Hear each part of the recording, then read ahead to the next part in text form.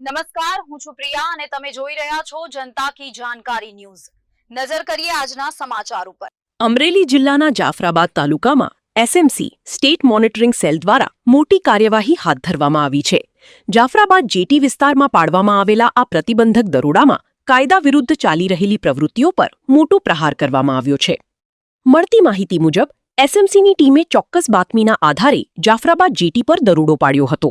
દરોડા દરમિયાન મોટી માત્રામાં પ્રતિબંધિત સામાન મળી આવતા તંત્ર હરકતમાં આવ્યું હતું।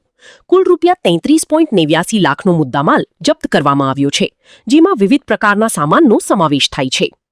આ કાર્યવાહી દરમિયાન 4 આરોપીઓને સ્થળ પરથી જ ઝડપવામાં આવ્યા છે, જ્યારે 11 આરોપીઓ ફરાર હોવાનું બહાર આવ્યું છે, જેમને પકડવા માટે પોલીસ દ્વારા વધુ તપાસ હાથ ધરવામાં આવી છે।